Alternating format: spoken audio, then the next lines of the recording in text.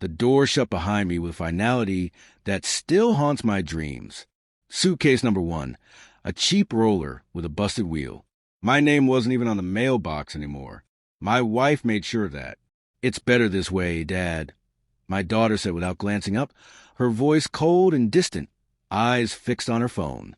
Her mother stood silently behind her, arms crossed, lips curled in disdain, as if I were beneath her heel.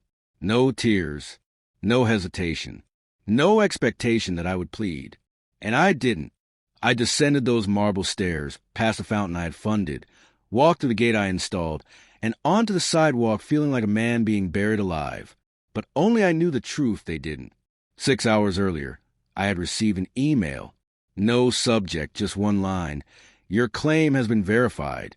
Funds will be deposited within 24 hours. Attached was a scanned check from the State Lottery Commission. $28 million. I hadn't told a soul. Not my wife, the woman I loved for 20 years. Not my daughter, whom I raised with bedtime stories, laughter, late-night milkshakes, and secret pinky promises.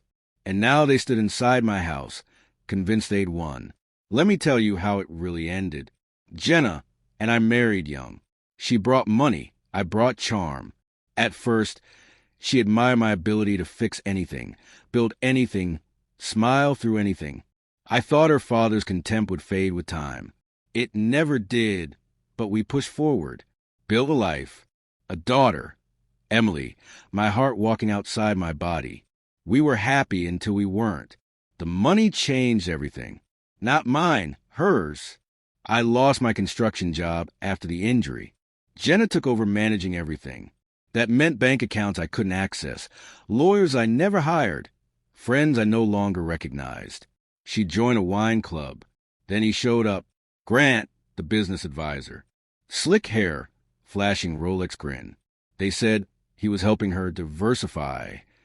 Funny, that's exactly when I caught her legs draped over his desk, their bodies tangled.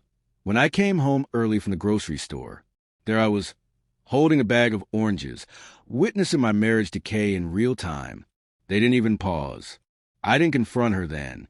I walked out, took the truck, drove until the sun disappeared, and began to plan. My first move was the lawyer. Not hers, mine. Quiet, expensive, worth every penny. He taught me 2 crucial things: how to vanish in plain sight, and how to watch without being seen. While Jenna laughed with Grant at a charity gala, I gathered evidence, records, photos, voice memos, and got myself a burner phone for capturing screenshots. Her accounts merged. My daughter was already calling Grant G. I had been erased methodically, cleanly. They even convinced the court I was unstable. My limp was presented as proof I couldn't provide for myself. But they didn't know about my secret hobby, scratch-off tickets. One every Friday, like a ritual. I bought the winning ticket at a gas station while grabbing cat litter for a cat they later gave away. The irony wasn't lost on me. When the numbers matched, I didn't yell or celebrate. I just sat in the car, staring at the ticket, and smiled. For the first time in months, I felt alive. 3 months later, the ambush came. The stage fight, the tears, the cops Jenna had pre-called just in case I resisted. I didn't. I signed wherever they told me. I walked out silently, but behind the scenes, the real game had already started. Step 1. A downtown condo, fully paid for under an LLC. Step 2. The tech startup where Grant had invested. I quietly bought controlling shares. Step 3. I hired the best forensic accountant money could buy and uncovered where Grant funneled Jenna's investments, then drained it all, legally. The bastard was funding his own mistress. I made Jenna an offer she couldn't refuse. She took it. I sent Grant a gift at his office. Black orchids, no note. Then came the final act. I waited for the gala, Jenna's favorite night. Always for the children, she'd say, draped in blood-red gowns with feigned concern. I arrived late. Tuxedo press, clean-shaven. Press pass under a fake name. She didn't recognize me at first. Not until I took the microphone during the silent auction. Tonight's special item, I said calmly, is the last asset owned by Jenna Lawson before her accounts were frozen this morning. Gasps and flashing cameras. I turned to her. Surprised? Don't be. You always told me I wasn't enough.